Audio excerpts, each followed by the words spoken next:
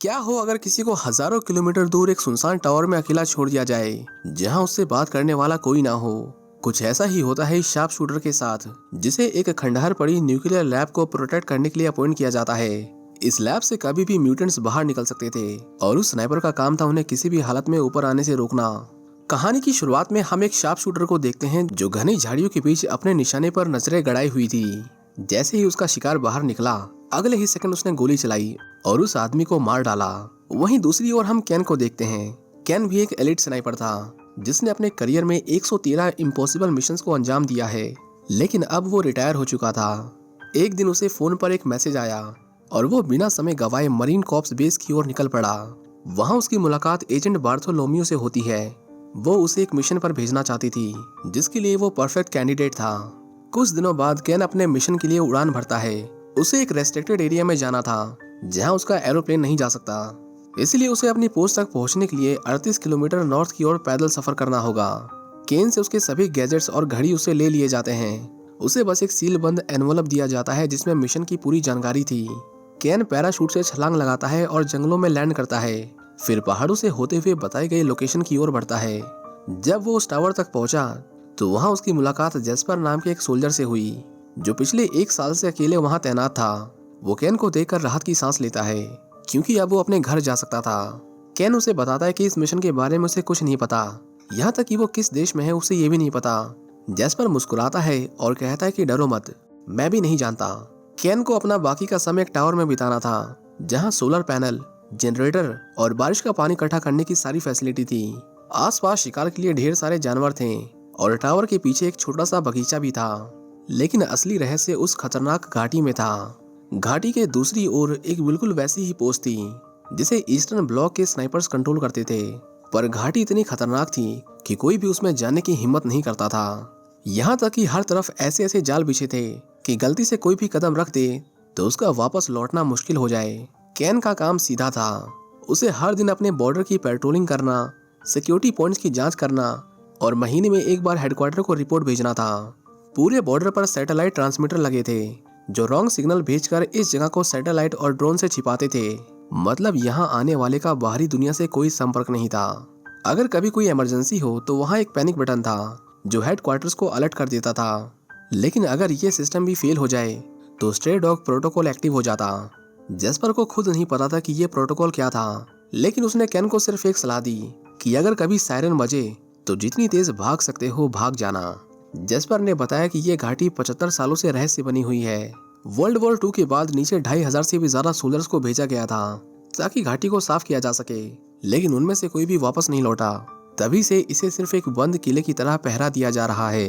वो उसे ज्यादा बताकर डराना नहीं चाहता था, लेकिन फिर भी उसे आज रात आने वाले खतरे के लिए अलर्ट करना जरूरी था। जेस्पर कहता है कि यहाँ तैनात हर सोल्जर ने सिर्फ एक चीज देखी है जिसे हम हॉलो मैन कहते हैं। कोई नहीं जानता था कि वो क्या थे, लेकिन जिसने भी उन्हें देखा वो फिर पहले जैसा नहीं रहा। जेस्पर की ड्यूटी खत्म हो चुकी थी। वो अपनी फैमिली से दोबारा मिलने के लिए बहुत एक्साइटेड था। उसने कैन से हाथ मिलाया और पिकअप पॉइंट की ओर निकल पड़ा। जल्द ही हेलीकॉप्टर आसमान में मंडराने लगा। जेस्पर ने एक रस्सी को पकड़ा और ऊपर चढ़ने लगा, लेकिन जैसे ही वो ऊपर पहुंचा पायलट ने सीधे उसके सिर में गोली मारी और उसकी बॉडी को घाटी में फेंक दिया। फिर उसने रेडियो पर एजेंट बार्थोलोमियो को सूचना दी कि रोटेशन पूरा हो गया है। वहीं दूसरी ओर कैन इन सबसे अनजान अपना काम शुरू कर देता है। वो हर दिन गश्त लगाता, सिक्योरिटी सिस्टम की जांच करता और बगीचे में कुछ सब्जियां उगाता। कभी कभी वो टावर में रखी पुरानी किताबें भी पढ़ता था। वहाँ की दीवारों पर उससे पहले आए स्नाइपर्स ने कुछ चीजें लिखी थी जिससे पता चलता है कि ये जगह सच में वर्ल्ड वॉर 2 के समय की थी। एक दिन कैन ने घाटी की दूसरी ओर एक अजीब सी आवाज सुनी। उसने दूरबीन उठाई और देखा कि एक लड़की वहाँ खड़ी थी, लेकिन जैसे ही कैन हिला उसने तुरंत ध्यान हटा लिया और अपने काम में लग गई। उस रात जब चारों ओर घना अंधेरा था, अचानक उसने अपनी राइफल उठा ली, बिना ये जाने कि उसके पैरों के पास रखा गिलास टूट चुका था। नुकीले कांच के टुकड़े उसके पैरों में धंस गए और फर्श पर खून के धब्बे बन गए। उसने देखा कि वो लड़की भी जागी हुई थी, पर जैसे ही उसकी नजरें कैन से मिली उसने अपनी मोमबत्तियां बुझा दी और कमरे के अंदर चली गई। बस इसी तरह महीनों बीत गए, लेकिन दोनों ने कभी एक दूसरे से बात नहीं की। पर एक रात ड्रासा ने अचानक हवा में गोलियां चलाई। कैन ने तुरंत चौंक उठा और उसने अपनी दूरबीन उठाई। घाटी के उस पार ड्रासा मुस्कुरा रही थी। उसने एक बोर्ड उठाया जिस पर लिखा था तुम्हारा नाम क्या है। कैन ने इशारों में कहा कि हमारा बात करना मना है। पर ड्रासा को इसकी कोई परवाह नहीं थी। उसने अपना नाम लिखा और मुस्कुराते हुए कहा कि आज मेरा बर्थडे है और मैं जो चाहूंगी वही करूंगी। केन ने हंसते हुए अपना नाम लिख दिया और इशारे में कहा कि चलो तुम्हारा बर्थडे सेलिब्रेट करते हैं। ड्रासा ने म्यूजिक चला दिया और उसे डांस करने का इशारा किया, लेकिन केन ने कहा कि मुझे डांस नहीं आता, जिस पर ड्रासा का जवाब आया कि कोई तो हुनर होगा तुम्हारे पास। केन ने मुस्कुराते हुए जवाब दिया कि मैं बहुत अच्छा स्नाइपर हूँ। ड्रासा ने उसे खुद को साबित करने को कहा। उसने अपने सिर पर एक बोतल रख ली और इशारा किया कि चलो अब इसे शूट करो। केन गोली चलाने ही वाला था, पर तभी उसकी नजर नीचे गई। उन्हें कुछ अजीब सा हिलता डुलता दिखा। केन ने भी जब झांका तो पाया कि एक जिंदा पेड़ जैसा मॉन्स्टर ऊपर चढ़ने की कोशिश कर रहा था। उसने बिना देर किए गोली चला दी। उसी वक्त एक माइन फटी, जिससे एक के चीथड़े हो गए, लेकिन बाकी मॉन्स्टर सब भी दीवार पर चढ़ रहे थे। ड्रासा ने भी अपनी बंदूक उठाई और केन के साथ मिलकर हमला बोल दिया। जैसे ही ड्रासा किनारे से पीछे हटी, एक भयानक मॉन्स्टर रेंगता हुआ उसकी तरफ बढ़ने लगा, लेकिन तभी केन ने सटीक निशाना लगाते हुए उसे गिरा दिया। इसी बीच ड्रासा ने अपनी छोटी सी चोट पर ध्यान दिया, जो उसने लड़ाई के दौरान महसूस भी नहीं की थी। फिर उसने एक छोटे से कागज पर लिखा कि ये उसका अब तक का सबसे बेस्ट बर्थडे था। सुबह होते ही केन ने अपनी पोस्ट की मरम्मत शुरू कर दी। रात की लड़ाई में बाढ़ के कई हिस्से टूट चुके थे। वो नई माइनें बिछा ही रहा था, तभी अचानक घाटी के नीचे से एक ड्रोन ऊपर आया। तुरंत उसकी तरफ लगी गन्स भी हरकत में आ गईं, पर ड्रोन बिना रुके उड़ता चला गया और उसने कुछ नहीं किया। कुछ महीनों बाद सर्दियां आ गईं। केन अपनी खाली शामों में छोटे मोटे काम करता, जबकि ड्रासा पियानो बजाती। इस ठंड में म्यूजिक की वो नरम धुनें दोनों की तन्हाइयों को थोड़ा कम कर देती थीं। दोनों ने एक दूसरे के लिए स्नोमैन बनाए। वे साथ में चेस भी खेलने लगे थे और कभी कभी ड्रम्स बजाते थे, जैसे वो एक दूसरे के करीब आने का कोई बहाना ढूंढ रहे हों। फरवरी की ठंडी हवाएं घाटी में गूंज रही थीं। एक रात केन फिर अपने बुरे सपनों से जागा। वो बालकनी पर आया और देखा कि ड्रासा भी जागी हुई थी। सुबह उसने ड्रासा के लिए एक नोट लिखा, पर कोई जवाब नहीं आया। केन ने देखा और पूछा कि क्या हुआ। पहली बार ड्रासा ने उसे अपनी फीलिंग्स को जाहिर किया। उसने कहा आज का दिन उसके लिए बहुत मुश्किल है, काश तुम यहाँ होते। ड्रासा को परेशान देखकर उस रात केन सो नहीं सका। फिर उसकी नजर दीवार पर लिखी एक लाइन पर पड़ी। वहाँ लिखा हुआ था कि सच्ची हिम्मत उन्हीं में होती है जो अनजान रास्तों पर आगे बढ़ते हैं। सुबह ड्रासा को एक ग्रेनेड उड़ता दिखा, जिसके साथ एक रस्सी बंधी थी। देखते ही देखते केन ने एक पुल तैयार कर दिया। ड्रासा ने जल्दी से रस्सी को पेड़ से बांधा और वहाँ एक नोट पाया। उधर केन जंगली फूलों का एक गुलदस्ता बनाता है और फिर रस्सी पर फिसलता हुआ घाटी पार करने की कोशिश करता है। केन जब दूसरी ओर पहुंचा तो उसने ड्रासा को वो फूल दिए और कहा कि पास से देखने पर तुम और भी खूबसूरत दिखती हो। रात में दोनों अपनी अपनी कहानियां साझा करने लगे। केन ने बताया कि उसका बचपन ओरेगन में बीता, जहां उसके पिता ने उसे शूटिंग सिखाई। केन ने ड्रासा के लिए एक पोएम भी लिखी थी, पर उसे सुनाने से मना कर दिया, ये कहते हुए कि अभी वो पूरी नहीं हुई है। अगली सुबह केन ने कहा कि तुम्हारा खाना लाजवाब था और फिर वो अपनी पोस्ट पर लौटने लगा। वो अपने टावर पर पहुंचने ही वाला था कि तभी एक माइन ने उसे डिटेक्ट कर लिया, जिससे एक ब्लास्ट हुआ और उसकी रस्सी टूट गई। उसे बचाने के लिए ड्रासा ने एक सेकंड की भी देरी नहीं की और अपनी गन और पैराशूट लेकर कूद गई। पर नीचे धुंध और तेज बहाव वाली नदी थी। पानी में गिरते ही वो पैराशूट की रस्सियों में फंस गई।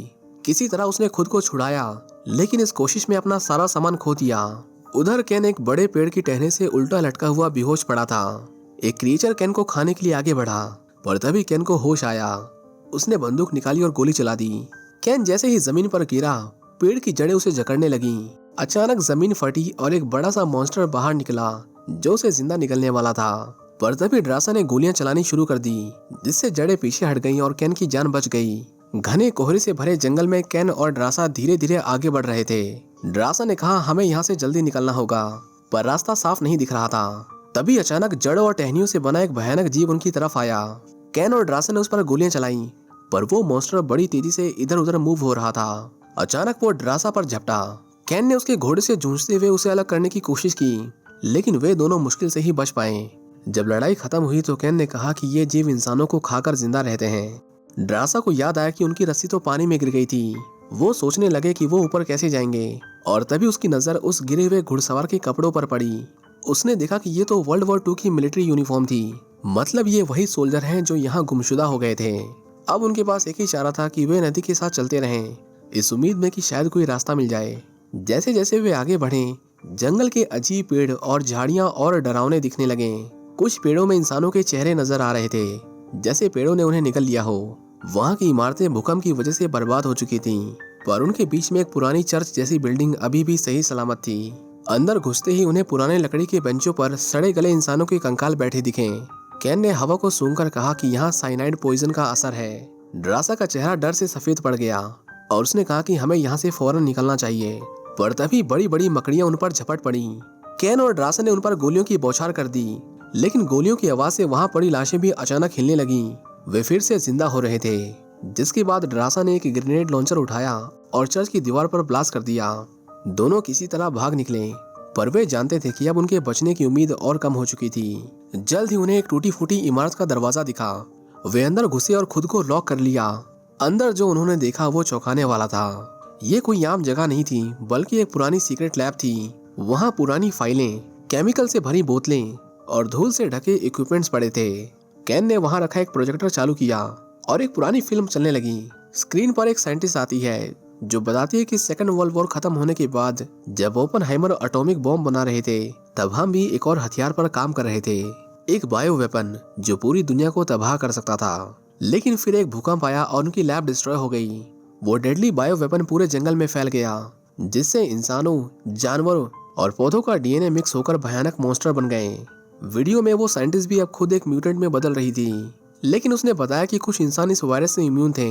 वो कहती है कि अगर इन्फेक्ट होने के 5 दिन तक कोई लक्षण नहीं दिखते तो उन्हें कुछ नहीं होगा। ड्रासा ने वहाँ एक सील बंद बोतल देखी। उसे लगा शायद इसमें इस वायरस का इलाज हो सकता है, लेकिन वीडियो में साइंटिस्ट की आखिरी बात सुनकर दोनों ने अपनी आखिरी उम्मीद भी खो दी। उसने कहा कि यहाँ से कोई नहीं बच सकता, सिवाय इसके कि ये पूरा इलाका हमेशा के लिए दफन कर दिया जाए। जब दोनों आगे बढ़े तो उन्होंने देखा कि वहाँ कुछ एडवांस मशीनें भी थीं, जो 1940 के समय की तो बिल्कुल नहीं थीं। इसका मतलब ये लैब कुछ सालों पहले तक काम कर रही थी। पर सवाल ये था कि अगर ये जगह इतनी ही खतरनाक थी तो इसे डिस्ट्रॉय क्यों नहीं किया गया। केन ने एक पुराना कंप्यूटर ऑन किया जिस पर डार्क लेक लिखा हुआ था। वो समझ गया कि वो गवर्नमेंट के लिए नहीं, बल्कि इस कंपनी के लिए काम कर रहे थे। डार्क लेक कंपनी ने पूरी दुनिया से अजीबोगरीब हाइब्रिड जीवों को इकट्ठा किया था। इसका मतलब वे सुपर सोल्जर बनाने के लिए ये सब कर रहे थे। केन ने कंप्यूटर पर स्ट्रे डॉग नाम का एक फोल्डर देखा। तभी उसे जस्पर की बात याद आई। उसने कहा था अगर कभी कोई इमरजेंसी हो तो स्ट्रे डॉग प्रोटोकॉल को एक्टिवेट करना। केन को अब सब समझ आ गया था। असल में स्ट्रे डॉग एक थर्मल बॉम्ब था जिसे इस पूरी घाटी को डिस्ट्रॉय करने के लिए बनाया गया था, पर उस भूकंप में ये सेफ्टी प्रोटोकॉल खराब हो गया। ड्रासा ने कहा कि अगर हम यहाँ से बाहर नहीं निकले तो क्या ये सब बेकार जाएगा, लेकिन केन ने उसकी आंखों में देखा और मुस्कुराकर कहा कि नहीं, अगर यहाँ कुछ भी सही हुआ है तो वो ये था कि मैं तुमसे मिला। केन और ड्रासा अब निकलने की तैयारी कर रहे थे, लेकिन तभी ड्रासा को याद आता है कि उसने अपना बैग दरवाजे के पास छोड़ दिया है। वो बैग जिसमें उसकी सारी गोलियां और हथियार रखे थे अब दुश्मनों के इलाके में पड़ा हुआ था। मजबूरी में उन्हें वापस जाना पड़ता है। वे बाहर निकलते हैं और एक स्मोक ग्रेनेड फेंकते हैं ताकि दुश्मनों की नजरों से बच सकें। ड्रासा जल्दी से बैग उठा लेती है, लेकिन तभी धुएं की आड़ में एक लंबी जड़ उसके पैरों को जकड़ लेती है और उसे तेजी से घसीटते हुए दूर ले जाती है। जब उसे होश आता है तो वो खुद को एक अंधेरे कमरे में लटका हुआ पाती है। उसके सामने एक म्यूटेंट खड़ा था, एक होलो मैन जो उसे देख रहा था, जैसे सोच रहा हो कि उसे कहां से खाना शुरू किया जाए। किसी तरह वो खुद को छुड़ाने में कामयाब होती है और उसे भिड़ जाती है, पर वो मॉन्स्टर बहुत ताकतवर था। वो जलते हुए लकड़ी के टुकड़े को उसके शरीर में डाल देती है, पर फिर भी वो हार मानने को तैयार नहीं होता। तभी केन वहां पहुंचता है और ड्रासा को बचा लेता है। जब केन ने उस जले हुए मॉन्स्टर को ध्यान से देखा तो उसे एहसास हुआ कि ये वही ऑफिसर है जिसने इन मॉन्स्टर्स को होलो मैन नाम दिया था। आगे बढ़ते हुए उन्हें एक अंडरग्राउंड मिसाइल लॉन्चर दिखाई देता है, जहां पर दर्जनों म्यूटेटेड ह्यूमंस पौधों से जुड़े हुए एक जाल में उलझे हुए थे। ड्रासा और केन धीरे धीरे वहां से गुजरने की कोशिश करते हैं, पर तभी एक म्यूटेटेड प्लांट ड्रासा को पकड़ लेता है। केन ने उसे छुड़ाने की पूरी कोशिश की, पर वो उसे चिपकते ही जा रहे थे। आखिर में ड्रासा उन पर एक ग्रेनेड फेंकती है, जिससे एक बहुत बड़ा धमाका होता है और वो आग की लपटों में जलकर डिस्ट्रॉय हो जाते हैं। आगे चलकर उन्हें एक पुरानी जीप मिलती है जिसमें एक पावरफुल हुक जुड़ा हुआ था। वे जीप में बैठकर एक ऊंची चट्टान के पास जाते हैं। ड्रासा होलो मैन से लड़ती रहती है और इसी बीच केन हुक का इस्तेमाल करके ऊपर चढ़ने की तैयारी करता है। जैसे ही वे ऊपर चढ़ने लगते हैं वो म्यूटेंट्स उन पर एक साथ हमला कर देते हैं। उनके बीच की लड़ाई जारी रहती है, लेकिन जब वो चोटी तक पहुंचते हैं तो केन का बैलेंस बिगड़ जाता है और वो जीप से गिरते गिरते बचता है। हालात बिगड़ते देख केन जीप के फ्यूल टैंक में छेद कर देता है, जिससे नीचे लटके हुए म्यूटेंट्स आग की लपटों में जलकर नीचे गिर जाते हैं। जीप भी चट्टान से नीचे गिर जाती है, पर ड्रासा और केन किसी तरह रस्सी को पकड़े रहते हैं। वो किसी तरह टावर तक पहुंचते हैं और सोचते हैं कि अब क्या किया जाए। अगर वे इन्फेक्टेड हो चुके हैं तो उन्हें नीचे वापस जाना होगा, लेकिन ये तय करने के लिए उन्हें 5 दिन तक इंतजार करना पड़ेगा। इसी बीच केन ड्रासा से कहता है कि वो यहाँ इसलिए आया था क्योंकि उसका दुनिया में कोई नहीं था, पर अब सब कुछ बदल चुका है। ड्रासा उसे भागकर फ्रांस चलने को कहती है, लेकिन केन कहता है कि उसे इस लैब को डिस्ट्रॉय करना होगा। वो रेडियो पर अपने ऑफिशियल से कांटेक्ट करता है और रिपोर्ट करता है कि सब कुछ नॉर्मल है, लेकिन उसे पता नहीं था कि बार्थोलोम्यू एक सीक्रेट वीडियो फीड से उसकी हर हरकत पर नजर रख रही थी। वो ऑर्डर देती है कि केन को मार दिया जाए। अगली सुबह केन और ड्रासा अपनी रोजाना पेट्रोलिंग पर निकलते हैं, पर तभी एक हेलीकॉप्टर आ जाता है। वे जंगल में छिपने की कोशिश करते हैं, लेकिन ड्रोन्स उन्हें खोज निकालते हैं। दोनों जान बचाने के लिए भागते हैं, लेकिन दुश्मन गोलियां चला देता है, जिससे केन घायल हो जाता है। ड्रासा किसी तरह उन ड्रोन्स को मार गिराती है और दोनों सेफ जोन से बाहर निकलते हैं। इसी बीच बार्थोलोम्यू दीवार पर केन का लिखा हुआ एक मैसेज पढ़ती है और वो समझ जाती है कि उसे यहाँ से तुरंत भाग जाना चाहिए। लेकिन तभी केन और ड्रासा हमला कर देते हैं। एक के बाद एक कई धमाके होते हैं, जिसमें वो सभी सैटेलाइट डिस्ट्रॉय हो जाते हैं, जिनकी वजह से ये जगह दुनिया से छुपी हुई थी। अचानक स्ट्रे डॉग प्रोटोकॉल एक्टिव हो जाता है। हेलीकॉप्टर उड़ान भरने की कोशिश करता है, लेकिन एक्सप्लोजन इतना बड़ा था कि उससे निकलने वाली शॉक वेव उसे डिस्ट्रॉय कर देती है। शॉक वेव की वजह से केन भी नदी में गिर जाता है और तेज लहरों में वो गायब हो जाता है। जैसा कि दोनों ने वादा किया था, ड्रासा 6 दिनों तक एक गुफा में उसका इंतजार करती है, लेकिन जब वो नहीं आता तो वो फ्रांस चली जाती है। कुछ समय बाद वो एक कैफे में काम करने लगी। एक दिन जब वो टेबल पर ऑर्डर लेने जाती है तो उसकी नजर केन पर पड़ती है। वो उसे देखकर हक्की बक्की रह जाती है। उसका मन करता है कि वो दौड़कर उसके गले लग जाए, लेकिन वो खुद को रोक लेती है। वो धीरे से पूछती है कि इतने दिन कहाँ थे, जिस पर केन मुस्कुराते हुए कहता है कि मैं बुरी तरह घायल था और मुझे ठीक होने में थोड़ा समय लग गया। आखिर में दोनों एक दूसरे को किस करते हैं और ये मूवी यहीं खत्म हो जाती है। उम्मीद करते हैं कि आपको ये वीडियो पसंद आई होगी। अगर आप हमारे चैनल पर नए हैं तो चैनल को सब्सक्राइब जरूर करें और बेल आइकन को दबाना ना भूलें, ताकि जब भी हम नया वीडियो लाएं आपको उसका नोटिफिकेशन सबसे पहले मिले।